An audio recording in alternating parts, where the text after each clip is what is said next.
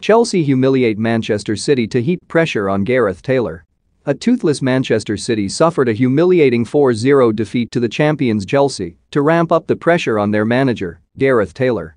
A goal a minute in from Jesse Fleming was added to by Sam Kerr, Fran Kirby and Magdo Rickson as they picked City apart at the Academy Stadium. City sit 8th in the WSL table, 7 points off the third Champions League spot, and have just 7 points from 7 games. If there were hopes that this could be the moment to relaunch City's season, then they were very quickly squashed.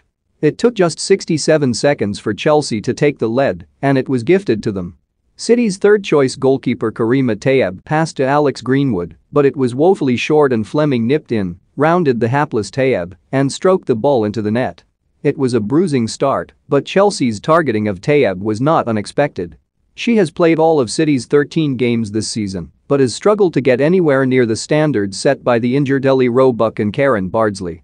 With this latest howler, and after 2 big errors in City's defeat to Chelsea in the FA Cup semi-final, the 16-year-old Grace Pilling must surely be in line to start ahead of her. Despite that, City had a good spell of play in the first half, with midfielders Carolyn Weir and Cara Walsh and the ever-energetic Lauren Hemp helping the home team to edge the midfield battle. Wise to the threat of Hemp, Chelsea manager Emma Hayes had her own dogged and nippy forward Erin Cuthbert virtually man-marking the winger. In stark contrast to the error from her opposite number, Chelsea goalkeeper Anne-Catherine Berger did well to stretch out a leg and push aside a shot from Weir after Walsh had played her in through the middle. Berger was on hand again and collided heavily with Hemp as she blocked her shot, with both players requiring lengthy treatment. In the resulting 5 minutes of added time before the break, Chelsea struck again. A Jae So-yeon cross from the left was knotted down by a falling Guro Riaitan at the back post and Kerr poked in. Despite City being winless in 8 WSL games against Chelsea, Hayes' side had never won away from home against them in the league, with 5 defeats on their travels.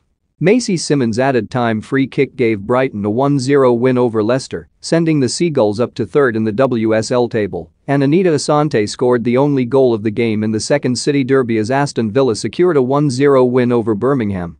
Manchester United had to settle for a 1-1 draw at Everton, with Simone Magill's strike for the home side cancelling out Ella Toon's opener for the visitors, and Reading came from 2-0 down to draw 2-2 at West Ham, 19-year-old Emma Harries scoring an added time equaliser.